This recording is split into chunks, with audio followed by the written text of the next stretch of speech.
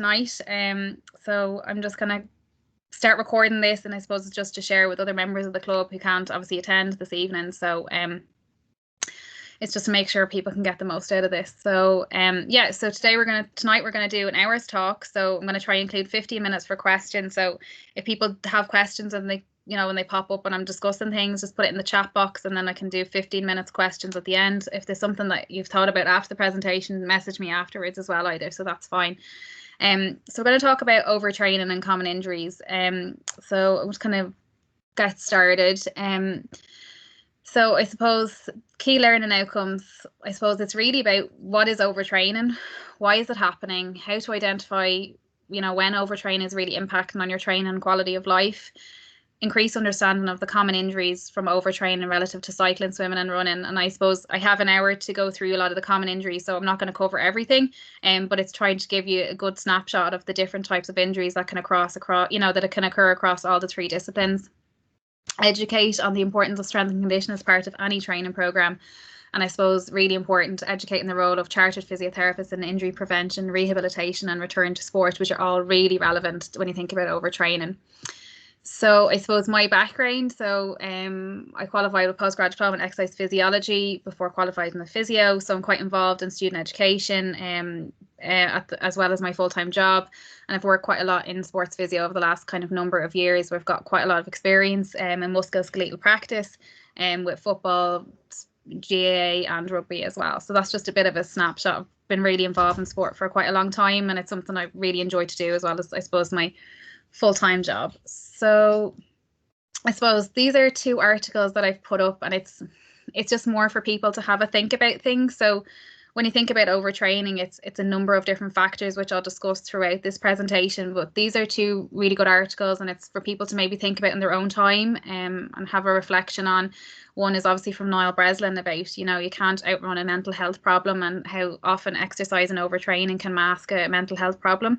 And obviously this is another article from an Olympic swimmer who didn't actually qualify for the Olympics because he ended up overtraining, even though he had quite a suitable coach, and didn't end up qualifying for the Olympics, and obviously subsequently then was diagnosed with depression. So I suppose it's maybe just thinking about, you know, your training and overtraining in a bigger picture, and not just thinking about the physical side of training, because that's only one aspect of health and well-being.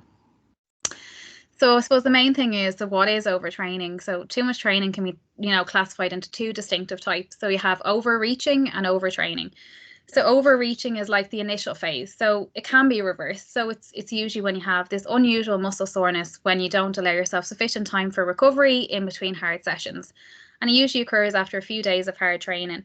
So this is something that's reversible. So you've recognized that I've been training quite a lot, quite hard, and perhaps not following your training program, or, you know, perhaps just doing too much in quite a short space of time. And then you're not allowing your body to recover properly. And that includes rest, nutrition, which I'll talk about later. So this is something that you've identified, it's something that I can fix, and this is something that can be reversed. When you don't recognize that this is a problem and you're not identifying early on that this is something that you need to address, this is when overtraining occurs, okay? So it's when you ignore the initial signs and you continue to train. And we say about mindset, so it's that mindset that I have this weakness and I have poor performance, so I need to train harder. And if I train harder, my performance will improve. So it's defined as any practice of training for a particular sport which is in excess of necessary to effectively participate in that sport. So think about those words. It's about doing things in excess to effectively participate in that sport. So it's often seen in athletes who often exercise longer and harder so they can improve without adequate rest and recovery. And these training regimes can and will often backfire and actually decrease your performance. So maybe just have a think about, you know, what we mean about what's excess. And I think it's maybe reflection as well when you think about this sentence here. It can take months and weeks to recover from overtraining, and as overtraining increases, the physical stresses on parts of the musculoskeletal system increases the risk of injury. It is in effect excessive training without adequate recovery, like sleep, inadequate nutrition such as iron, carbohydrates and protein intake. So it's about thinking that the implications of overtraining, it's not just your physical health, it's all the other implications that it can have. So what are the three indicators of overtraining? So it's training related, so you're performance is decreasing despite the fact that you're continuing to train, your muscle soreness, which is continuing to persist even though you're continuing to train, health related. So you're kind of becoming more sick frequently. Often your heart rate in the morning is a little bit more elevated, or your resting heart rate. So if you're training in heart rate zones like a lot of people will, you'll notice that there is a substantial change. You'll often have a little bit of weight loss, appetite loss, loss of body mass, which is quite common, especially in women, especially if they're not getting enough protein intake as well, and they're overtraining. It's quite common and it's quite noticeable. Decreased maximal heart rate, so you're trying to get into your zones and you can't get there, and you're wondering why. Irregular menstrual cycle, especially for women, loss of menstrual periods, constipation and diarrhea. So these are just some of the things, and obviously these can be unique to each individual. It's not, you might not always have these kind of health related signs, so it's just recognize that these are some of the common things to think about.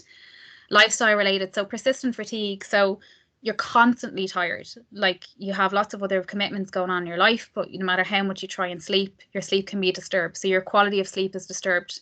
You've no energy or motivation, you're quite irritable, and low mood and depression. So there's some of the common, I suppose, red flags and indicators when you think about overtraining. So how can it be prevented? Simple. First thing, you need to listen to your body. So what's going on? Look at your training logs, look at what you've been doing, talk to your coach or a training partner. Adequate rest and recovery, and utilize cross training in terms of active rest. So that's one thing that you can do. Nutrition.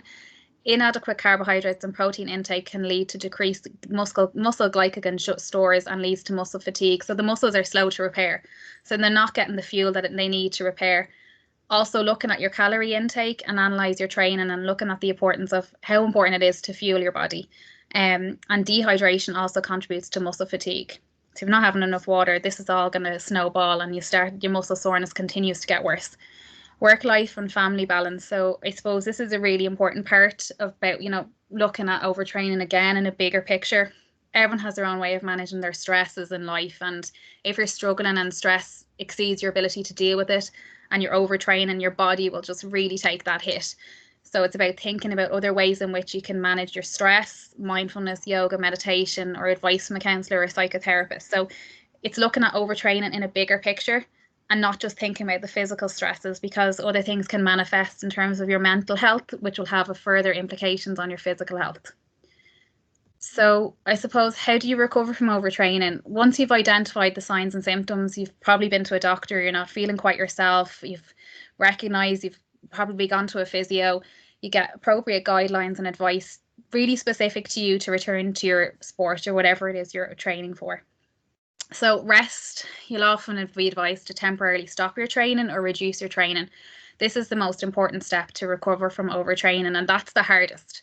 So that's the hardest for most people, especially if you're quite motivated and you love training.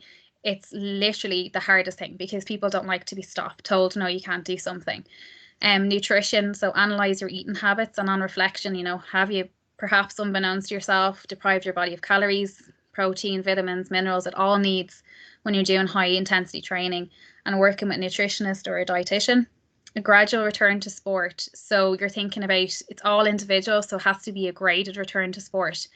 And usually where there's indicators, so you've taken advice on board from the doctor, you've been working with the physio, it's when your heart rate zones start to, I suppose, stabilize to where they were before. So you're starting to get back into your baseline zones that you used to train in before, and that's a really good marker to start returning to your activities. Obviously working with physiotherapists for around your rehabilitation, and then they'll start working with you to start progressing a rehab program with you.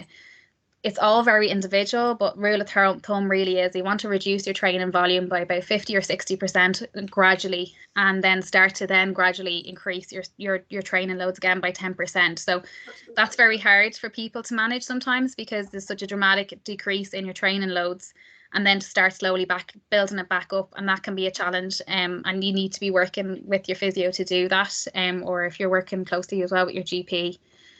So I suppose there's common injuries associated with overtraining and overuse. So overtraining and overuse are commonly used in physio, and I suppose in common terminology, I prefer to use overtraining because that's the proper terminology to use. There's quite a number of musculoskeletal injuries associated with overtraining, and I suppose I'll cover some of them.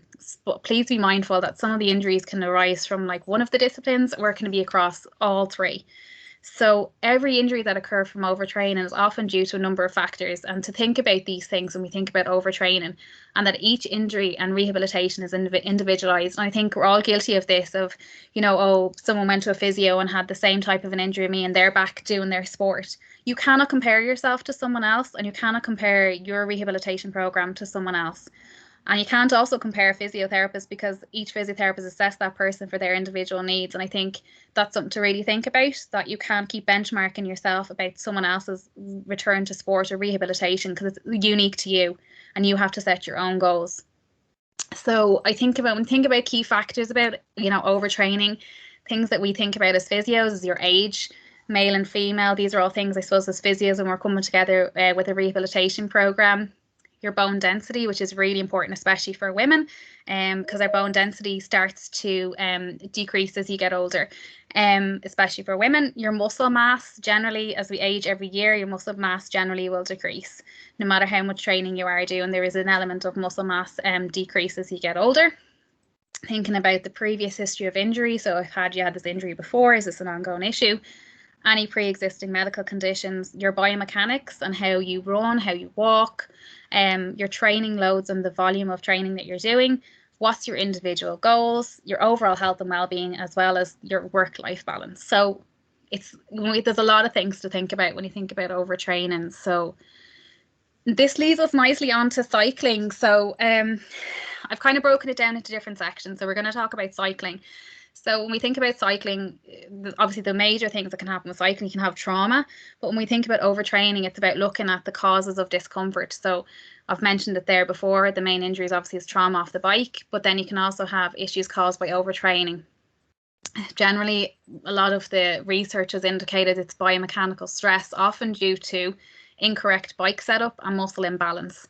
So cycling injuries are generally identified when someone presents with discomfort. And in order to identify, which is a huge part of our job as physios, is to problem solve and see, okay, where is this discomfort coming from? Why is it happening and how is it happening?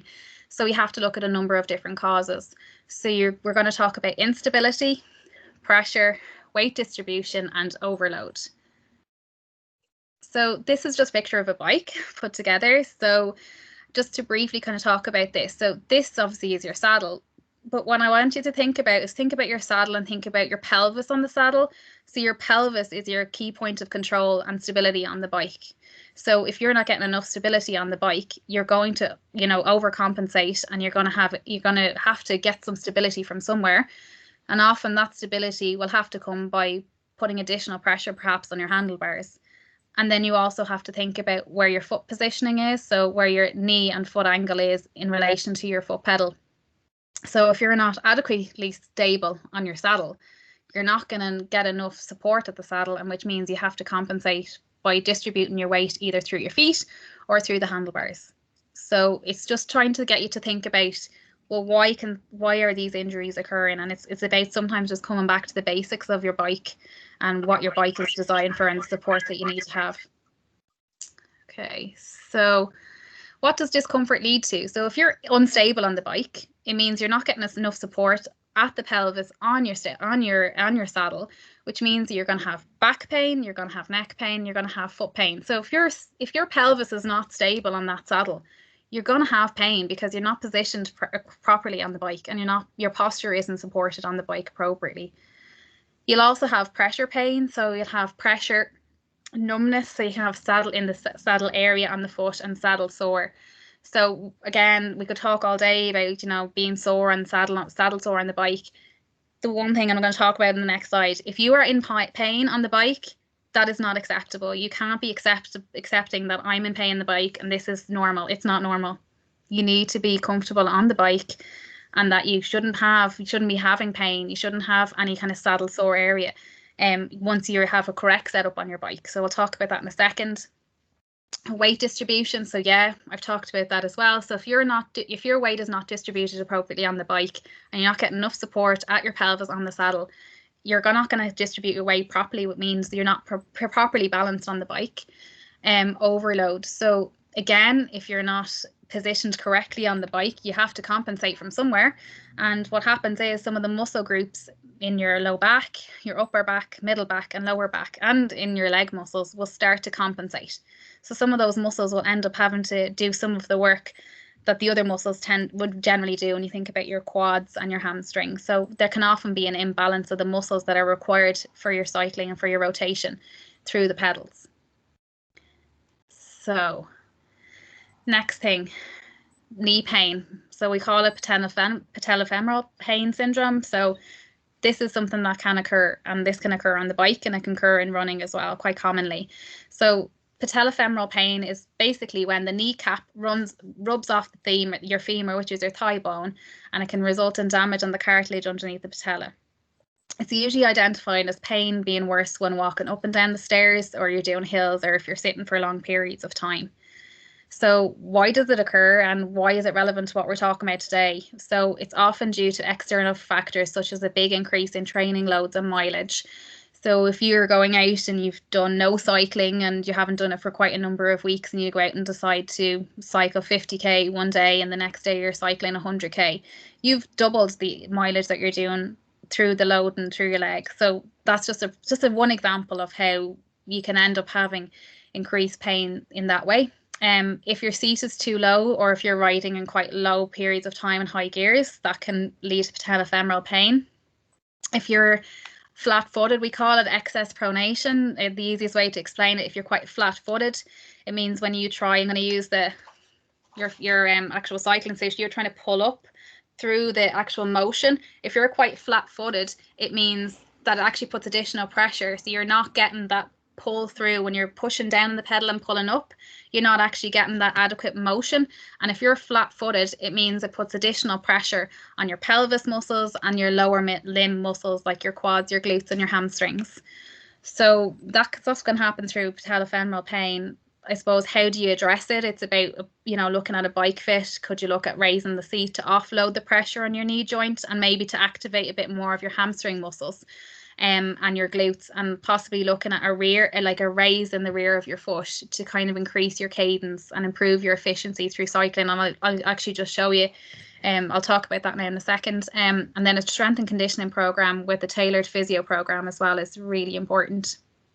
Neck and back pain.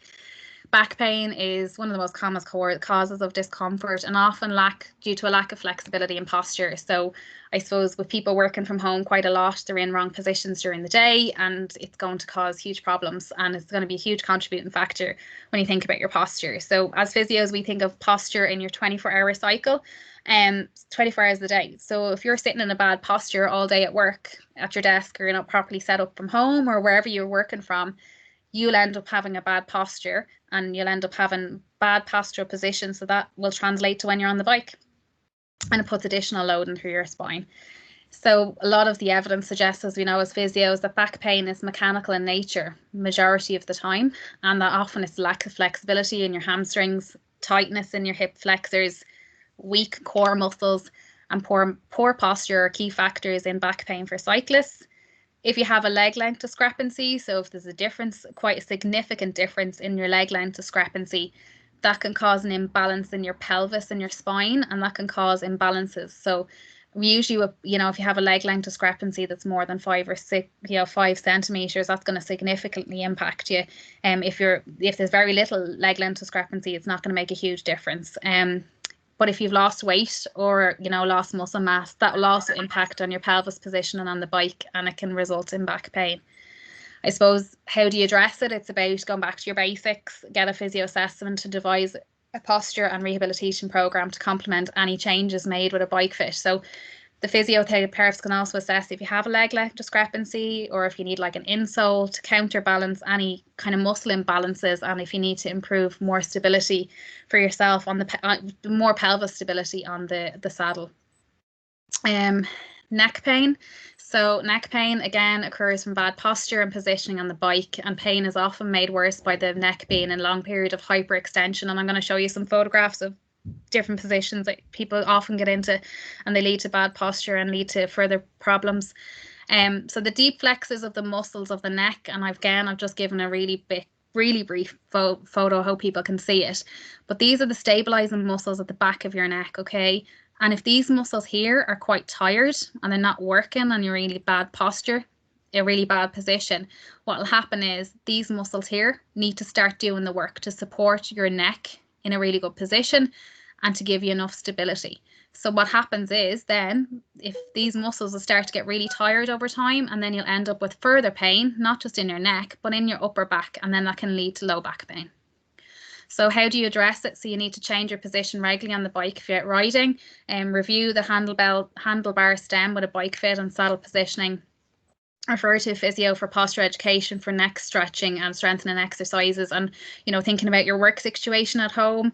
And often if you're sitting at long periods of time at the laptop, that can cause neck issues. So it's again thinking about the bigger picture. And I've just touched on this before. As we age, we lose muscle mass and bone density. With prolonged periods in sitting in poor positions, it can lead to poor posture and lack of stability in the lower abdominal muscles and the posterior muscles of the spine. So I've just included 2 pictures, and I'm sure a lot of people have been in this position or sat in really poor postures over the last number of months, and that's understandable, and people don't need to work, and often they didn't have a workstation that's set up correctly for them. But I think it's about thinking about that. So if you're sitting in that position for long periods of time, it's really doing nothing for your back and you're not getting enough support. If you look at that guy here, he's like fully back. All his weight has gone to the back of his pelvis. He's not getting any support. He's not activating any of his core muscles. And also his neck's in a really bad position. So he's back like this. So that's actually going to put a further stress on the back of his neck. So think about your posture. So think about posture, like I said, with the clock. It's 24 hours. So think about how you sit, how you stand, how you move over those 24 hours is really important. And key thing is, if you're developing bad postures throughout the day, you'll have bad posture on the bike, technique will be poor, and you'll also have muscle imbalances across all 3 disciplines when you think of bike, swim and run. Okay, so it's just something to think about. Poor postures and cycling. So I kind of pulled this together now. We'll kind of just briefly go through this because I'm conscious of the time. But if you look at this picture here, so what you can see is as physios, we look at posture and someone's position quite a lot. And as you can see here, his bum is actually really far back on the saddle. So he's actually like really far back, and all his weight is on the back of his pelvis. So he's not actually utilizing some of his lower abdominal muscles and his pelvis muscles to keep himself stable. His arms are completely locked out. So he's not getting enough support at his saddle here. So he's putting all his weight through his arms completely extended to give himself support on the bike. And his neck position, I can't imagine how you could try and ride in that position for quite a long period of time and not, he just looks quite uncomfortable. And then as you can see here, it's a little bit better. He's a little bit further forward. It's very hard to see on this photograph, but actually he's a little bit more of a bend in his arms there, and he looks a little bit more comfortable. But as you can see, if you go back to the first photograph, can you see what's happening here? Like his back is getting completely rounded. We don't like that as physios. What happens is you end up with a curve in your spine over time, which can be habitual when you end up in really bad postures. And it can be correctable, but if you end up in the same position constantly, those muscles here on your back will start getting used to that position. And when you try to change it, they don't like it. And that's when you can get pain. Again, this picture here is another guy. You can kind of see what's happening here. I'm not going to talk about too much in detail. As you can see, his head position, so all the stretch, all these muscles here on the back of his neck are really on the strain. Really hard to try and maintain that position. As you can see, again, look at that curve. Look at his spine. He's fully kyphotic. That's what we would call it in physio. He's quite rounded at his back, and that's not good. So that's not good when you think about your posture. Obviously, these are really bad postures, and I'm not trying to scare anyone, but I'm just trying to get people to maybe have just to think about how we sit, stand, move all during the day. All your posture positions throughout a 24-hour cycle will really impact on your training and thinking about like our overtraining.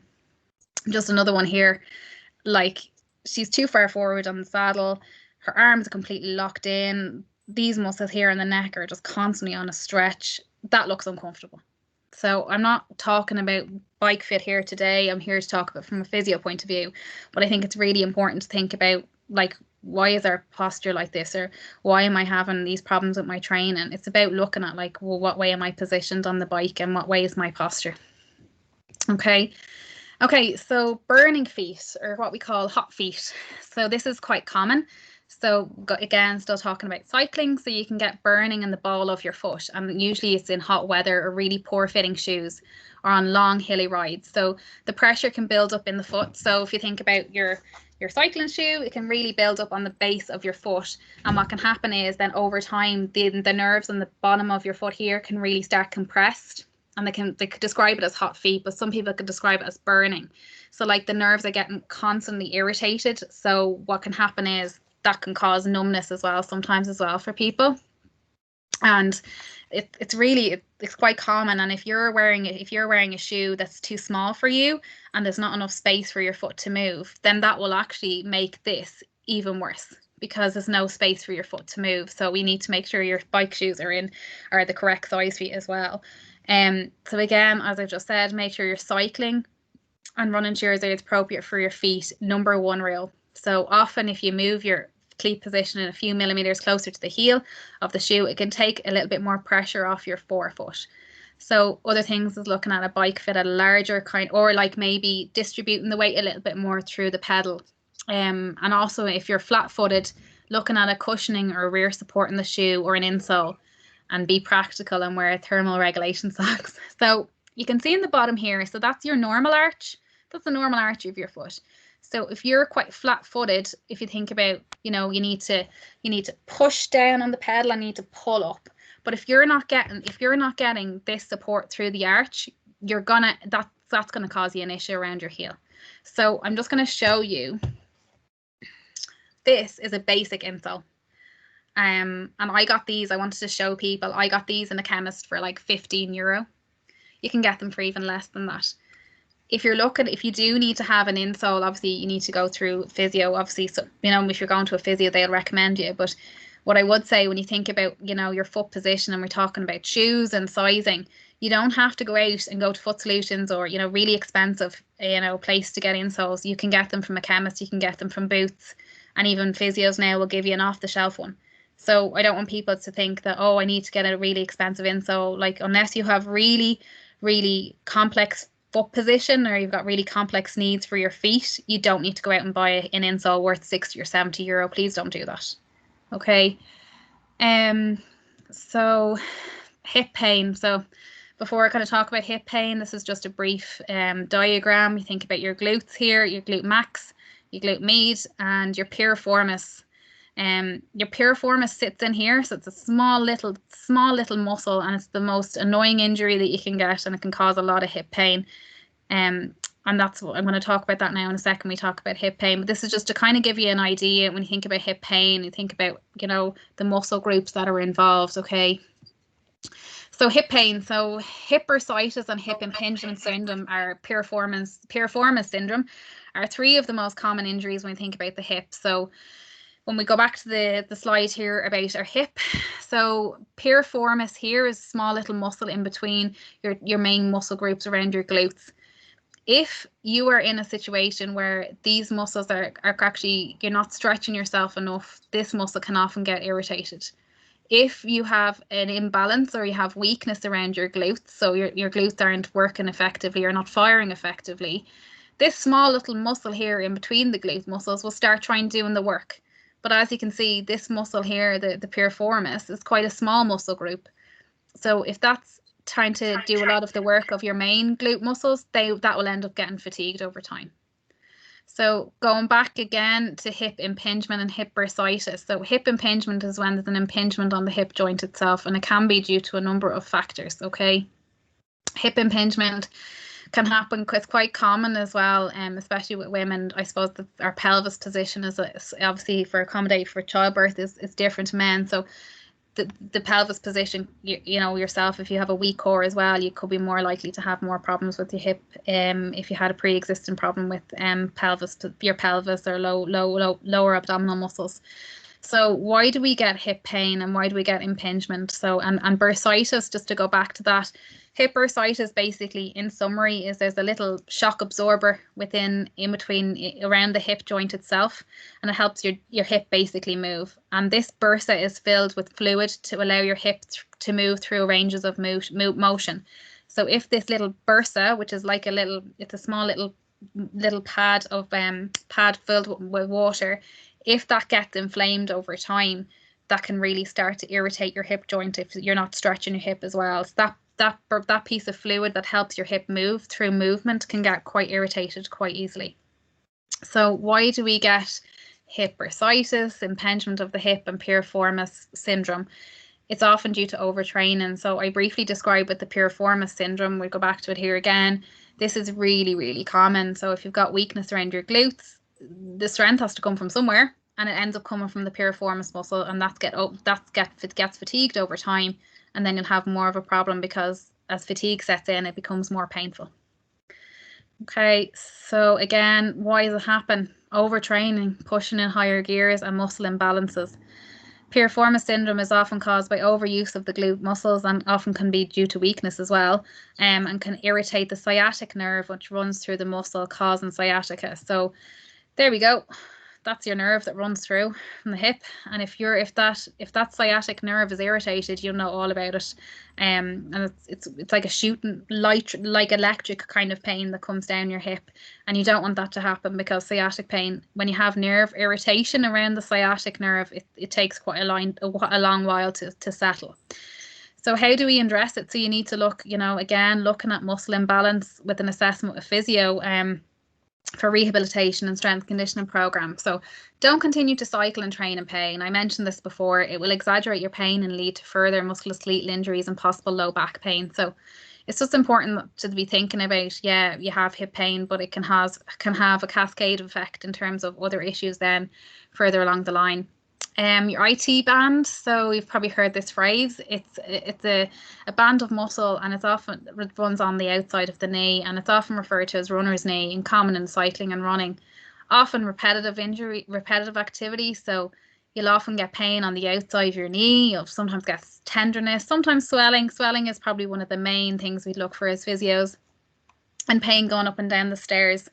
So as I said, it's a sheet of muscle that originates at the hip bone and attaches to the outside of your knee. So if you're sitting there now just thinking about bending and straightening your knee, and if you're doing that quite repetitively, if you think about your motion through cycling, the band can become quite inflamed over time, especially over the knee joint. The IT band can be irritated by tightness in the thigh muscles and hip and glutes, and weakness in the pelvis muscles, which stabilize the spine. So if you're not stretching regularly, this IT band runs all the way outside of your knee. So if you're not stretching that regularly, it's just going to get irritated. It's going to get really annoyed, and it'll start getting really, really tight, and you'll really feel it, especially going up and down the stairs. That is a really common sign that you have an ITB band issue. Okay, how do you address it? Check via bike fit. So if your seat is the optimal height for your body, if you're quite flat-footed, you may need like an insole or a wedge to stop your knee kind of rotating in. So that's what can happen. So if you have pain on the outside of your knee, what are you going to do? You're going to compensate and try and move your knee inwards to try and offload the pain on the outside of your knee, okay? And that just ends up putting more pressure on it. Assessment with a physio to identify the causes of an ITB band pain, and looking at weakness. So where is the weakness coming from? There is generally a weakness somewhere along your hip, your glutes, or possibly your low back that's causing this pain further down on your knee. So just thinking about it in a holistic way, you don't just have ITB band pain. It doesn't just come out of nowhere. It's not just knee pain.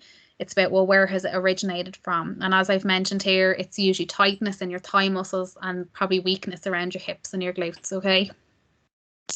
Achilles tendon pain. So your Achilles tendon is the tendon at the back of your ankle, so it connects your calf muscle to the heel. So if this tendon is sore during or after running and cycling, you may have what's called a tendinopathy. So it's a term that we use, which refers to inflammation of the tendon, which can occur from overtraining and often due to a lack of stretching pre and post training, and often wearing the wrong footwear. So I've alluded to that before. Like if you're not wearing the right footwear and not having enough support at your foot, you're going to have issues, especially, when you think about the Achilles tendon, that connects right at the back of your ankle. So if you're not wearing the right footwear, you're going to have a myriad of problems. So it's about, making sure, have I got my footwear correct for my needs that I have. So how do you address it? Perhaps looking at a bike fit. So if your saddle is too high, it means that your foot is pointing down, and it puts a constant strain. If you think about, I'll just leave it this way. It puts a constant strain if you think about your foot at the back here. So if your foot is constantly like in that position, you're going to get, it's obviously getting a strain at the back. So it's about maybe reviewing. If it's too high, you end up in this position. So it's about maybe do I need to adjust the saddle height so it's not as putting as much pressure to the, if you think about your foot, that it's not going to put pressure on the back of your Achilles tendon here. Okay. So that could be something. You could look at the cleat position, or maybe, you know, looking at your whole saddle position in general. Again, looking at your gait and things like that. So with a physio, and see if you need maybe an insole, do you need to change your footwear? Have I done enough stretching? Am I still strengthening my calf muscle enough? Okay. So they're just things to think about. So how do you address and find solutions for cycling injuries? Straight away, address the issue and nip it in the bud. Pain is not normal. Okay. If you have pain and think about cycling, it is not normal. Okay. And there is a reason for it. So nip it in the bud straight away, refer to a chartered physio for treatment and rehabilitation, a bike fit to review position on the bike. But I want to say this, and I think this is really, really important. It's not the only solution, okay?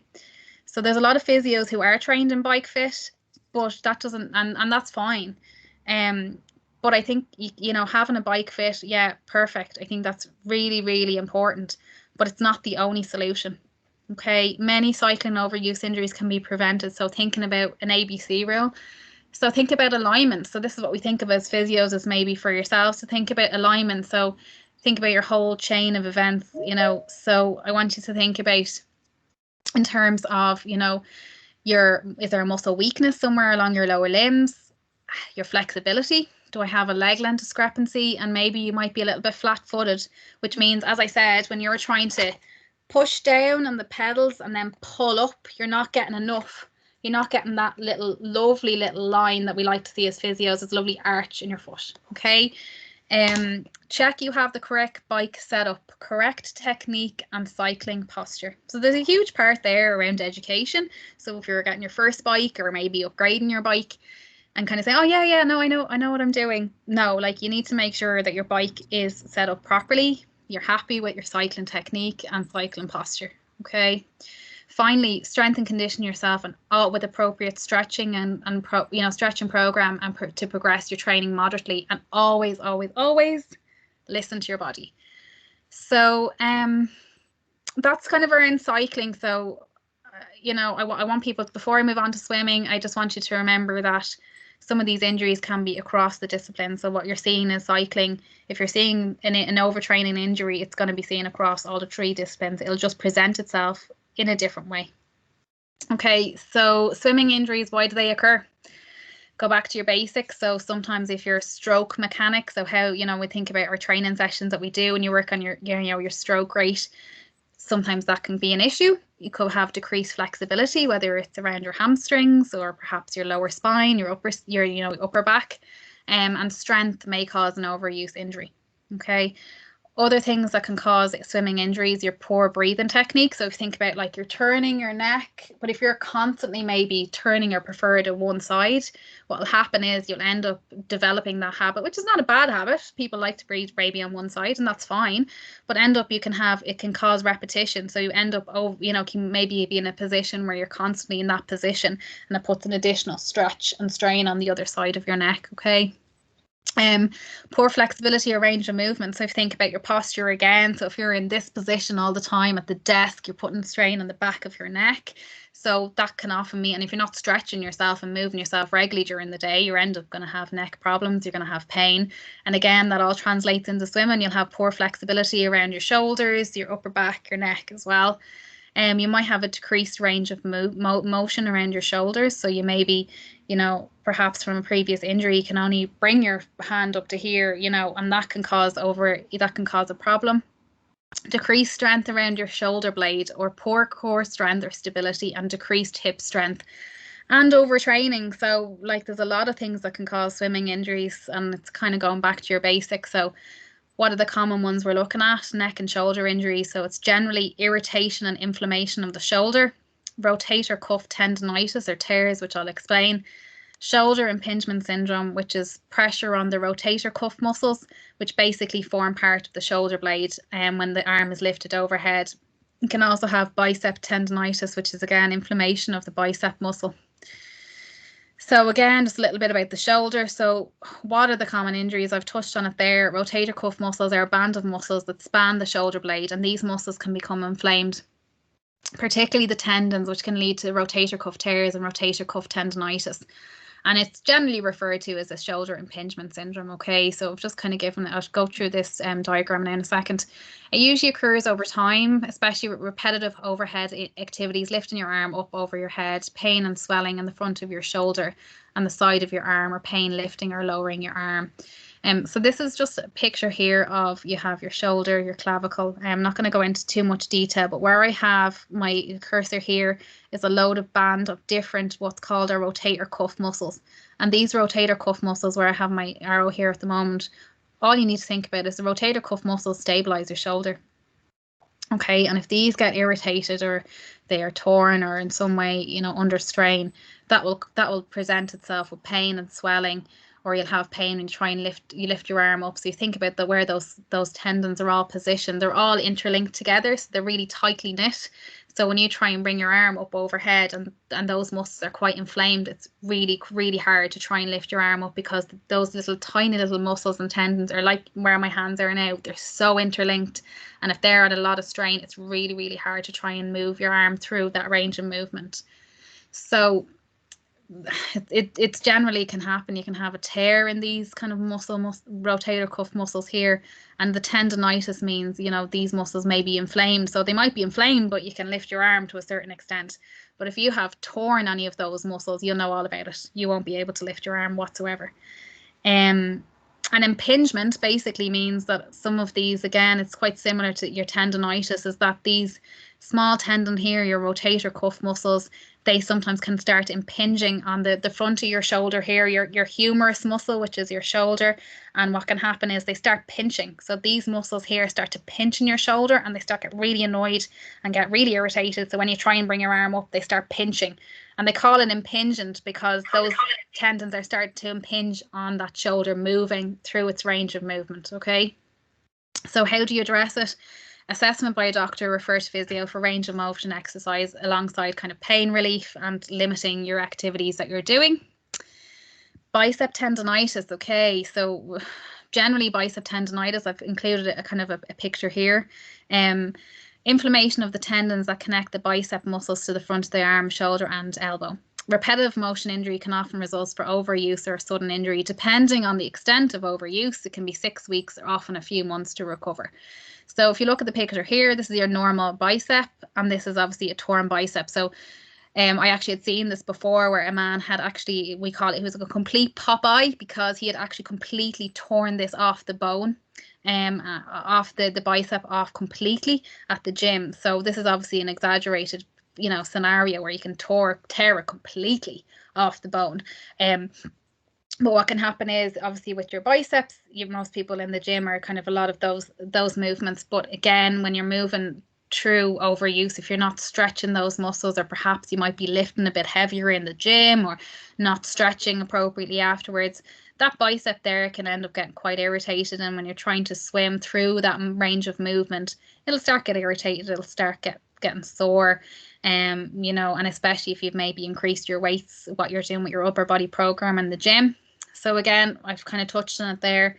Why does it occur? Sudden increase in training load, poor form and stroke, and weakness in the shoulder. So when you think about that movement, when you're moving through the water, so obviously you need to have activation through your bicep. So if your stroke form is off and you've got weakness further up in your shoulder, it's going to be really hard to push through that range of movement when you're pushing your stroke through the water.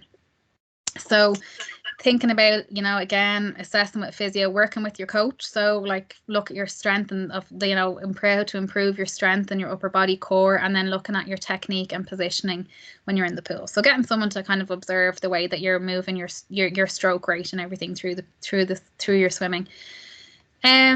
So that's kind of a synopsis a little bit. I've tried to touch on quite a number of things there. I'm just conscious of time as well. So key learning points. So continuing to train with pain and ignore it will only make the problem worse and cause further issues later in life and can lead to chronic pain. So I suppose it's just maybe for everyone to have a think about that, because pain is it's a huge problem to try and manage. And if you nip it in the bud quite early and you have acknowledged you have an injury, it's better to nip it in the bud earlier than be 3 or 4 months down the line, or even 3 weeks down the line, and you haven't addressed it.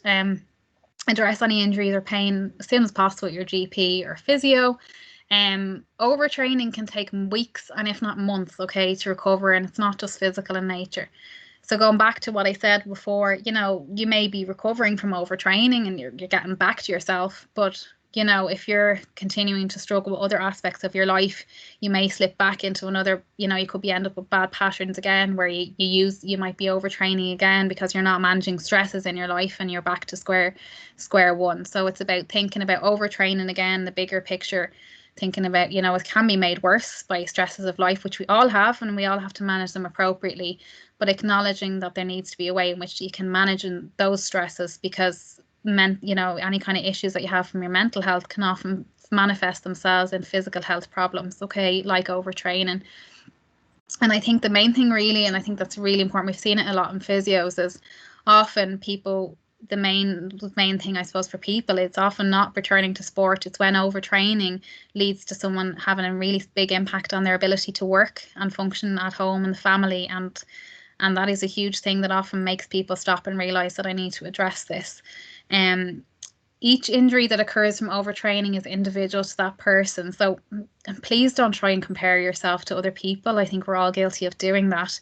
But remember that each stage of your rehabilitation program is unique to yours. And please think about that, and think about return to sport is at your own time, at your own pace, and has to be graded and it has to be structured.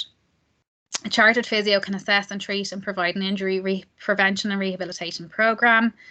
Strength and conditioning is an essential part of injury prevention and rehabilitation. I can't re-emphasize that enough. Keep it simple. If something's not working in a training program, ask yourself why, or ask your coach why. But before you do that, look at what you're doing. So what am I doing in my day-to-day or my week-to-week schedule with my training, and looking at things and taking a step back and maybe just reflecting on your training program, where it's at the moment. And then please listen to your body for your own health and well-being and your own mental health, which is extremely important. Okay, so thank you all for listening. I have tried to provide an overview of all the different types of different common injuries that you can have across the three disciplines. I could be here all night talking about the different types of injuries that I have seen across the 3 disciplines, but I've tried to kind of, I suppose, highlight the main things that I felt were relevant across the 3 disciplines. Obviously we can have, other injuries. We could do a whole session about low back pain. I could do a whole session about hamstring rehabilitation, but I really tried to do in this presentation is kind of give people a kind of a flavour of what overtraining is, what happens, how it manifests, and that, I suppose just everyone, to get something from this presentation and maybe reflect on what some of the things that I've talked about. I'm hugely involved in the profession, so I've kind of put up some 2 links which are information from the public. I don't know if I can actually pull on this here. Maybe I can. Yeah, so this is Ask the Physio. Don't people see this? askthephysio.ie. So this is a really good kind of resource for people, just about different types of conditions. Really good website, a lot of good resources that are quite free. So please feel free to have a look at those. As well as that, we have, this is another link, and I'll send these on to Keith so he can put them in the newsletter. This is working from home, and this is also kind of about tips about working from home. And I talked about this a lot, about general mobility and flexibility. So there's quite a lot of nice exercises on here and just stretches and things like that that people can be doing at home. People can look at these in their own time. I've just included them so that people can have a resource to use. A huge part as well for myself as a physio is about accessibility, and I think it's really important that people can access resources like the ones I've put on the slide here that they can use. People may not always be in a position to see a private physio, or maybe on a wait list to see a public health physio. So I think it's important to, I think it's a huge part of my role as a physio to educate people where you can get important resources that you can educate yourself. Obviously, the resources I've just showed you are all from the ISCP website, the Irish Chartered Society of Physiotherapy. So that you can utilize them, I suppose, empower yourselves to do some of the things if you're maybe waiting a few weeks to see a physio, or you might be on a wait list. And it's about using those resources that are there to educate yourself as well. I suppose one of the final things I wanted to say as well, and maybe I didn't talk about it enough about overtraining, is we talked about listening to your body, but also talking to each other and kind of, explaining how you're feeling, or maybe why something's not working well with your training program.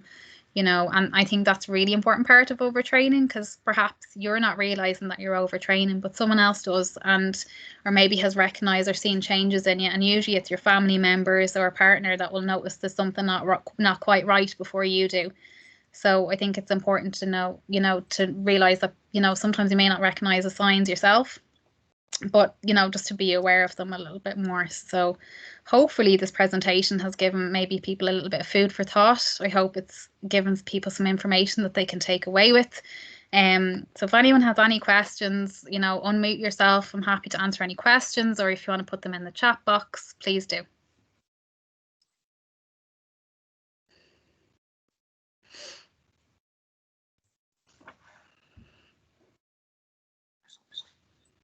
Thanks a million, Nick. Yeah, no problem. Who's that? Is that Fergus? Cheers. Yeah, no problem. Nicola, Keith here. No problem. Thanks, Keith. How's it going? Would you be recommending that people stretch every day? I think it's kind of like, I think when you about your posture as well, like you're getting up and moving every 20 minutes, that you're not sitting for long periods of time if you are working from home.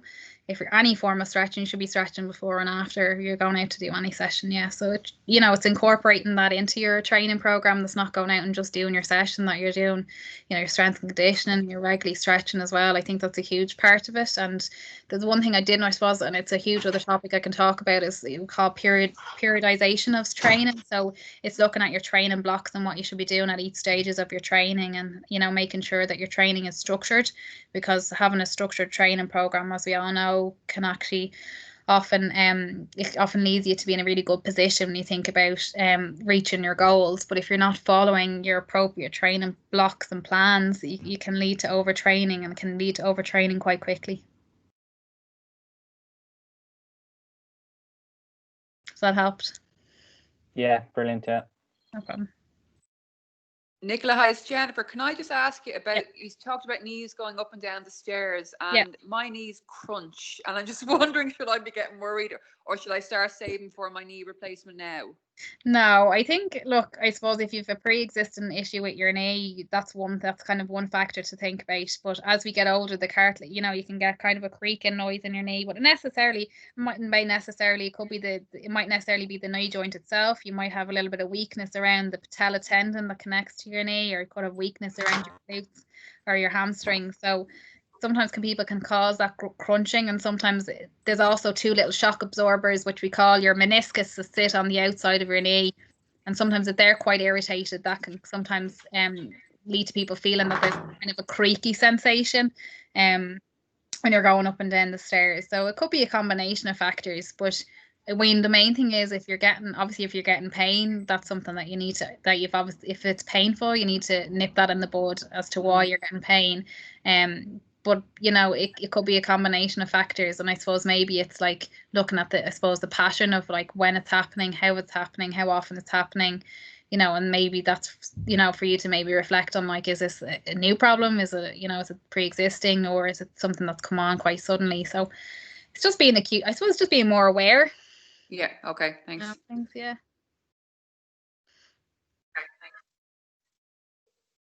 Nicola, Keith here. I reckon most of the people that are on here have probably had some, if not more than one injury over time, and that's why they're on listening. Yeah. Is there a recommended number of times that people should do a strength and conditioning set during the week, and for how long is enough? What's an adequate amount of time to be doing an S&C session?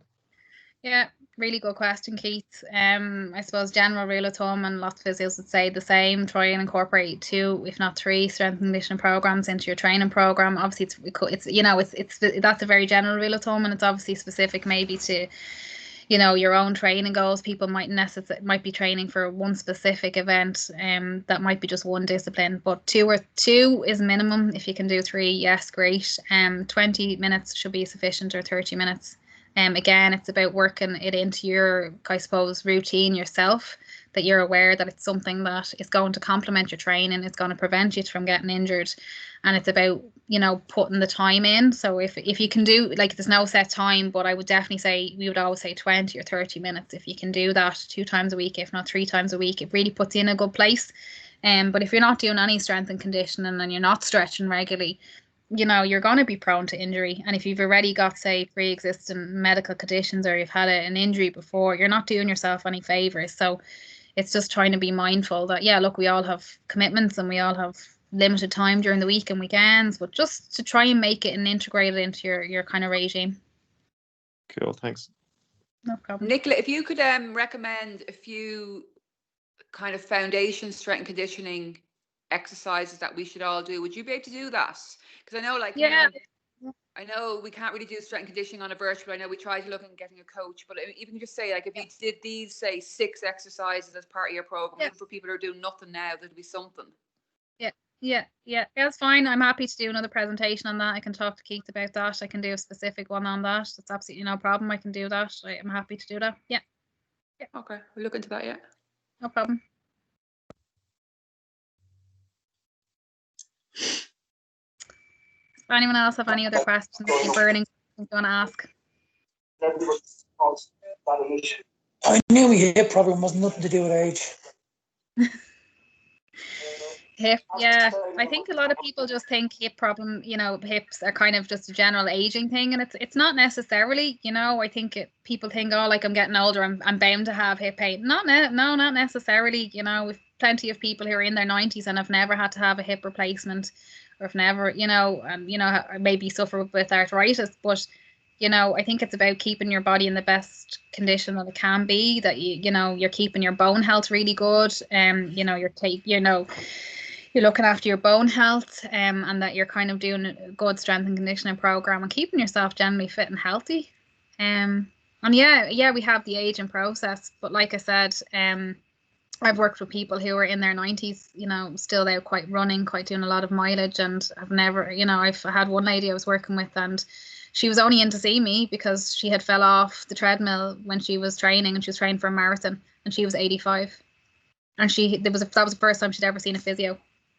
And the only reason she had to come and see a physio is because she ended up having a sprained ankle for falling off the treadmill, but never ever had any hip pain or back pain or anything like that. So it's all relative to each, you know, it's all relative to your perception of yourself and what you're capable of. And, you know, I think it's the aging process will be inevitable, but it's, you know, how you see yourself and looking after yourself as well.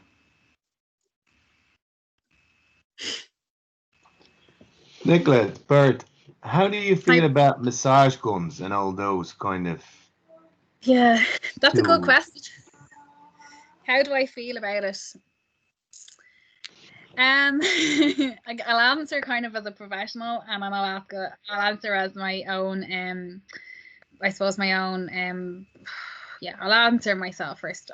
I suppose as a physiotherapist, you know, we generally don't use a lot of modalities like that. Like, you know, we use hands-on treatment, but that is becoming less in physio, because physiotherapy practice now is about, you know, and has been over the last number of years, of actually educating people on strength and condition, educating people on appropriate stretching, and doing that themselves. Yes, a massage gun, you know, and there has been some studies done about it and, you know, the effectiveness of them. But I think it's about, you know, what are you getting from it? Like, if you're getting 15, 20 minutes using a massage gun, like, is that going to replace doing stretching yourself? Is that going to replace doing strength and conditioning? So, you know, I suppose I'm trying to play devil's advocate here. I can see some advantages for people from a convenience point of view. It's kind of like, oh, you know, it's, you know, I'll put money into getting a massage going because, you know, I don't have the money maybe to go and see a couple of sessions of physio, and that's fine too. But I think it's just maybe mindful that you could use the massage gun alongside other things, so that you're not just relying on that to try and release any muscle tightness or anything like that. So I suppose there hasn't been as much evidence. I haven't seen as much evidence that would kind of convince me to replace using something like that alongside other treatments. So yeah, I suppose I have my mixed views on it, is what I would say, Bert. Would I buy them myself? No.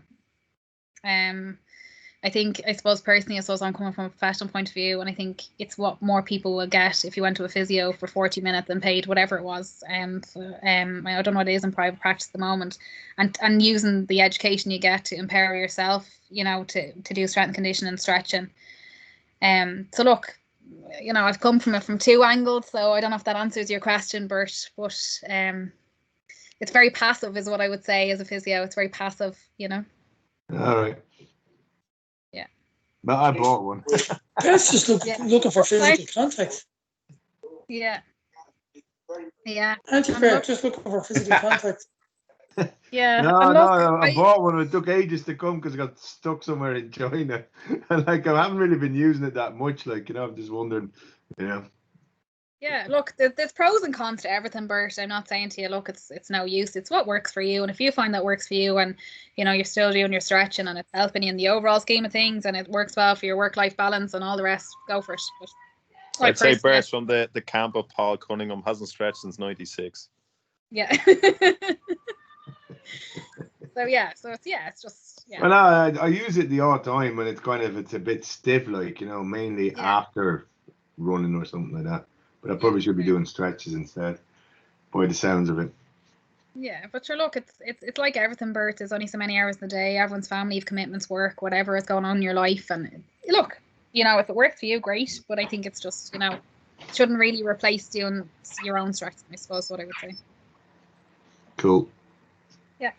Does anyone else have any other questions or? Nicola, I'd just like to say thank you very much for a very informative presentation, and much appreciated.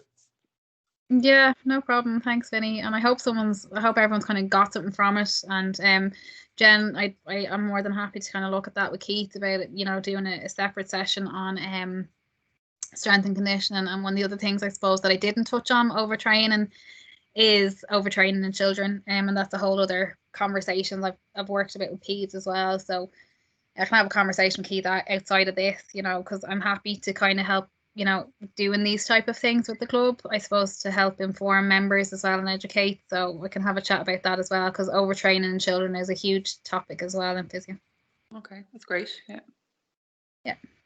Okay. Is that okay for everyone? Yeah, that's brilliant. Thanks a million. All right, cheers. Thanks. Have a good one. Thanks, Nicola. Well done, Nicola. Thanks, Mel. Bye now. Bye-bye. Cheers, Dick.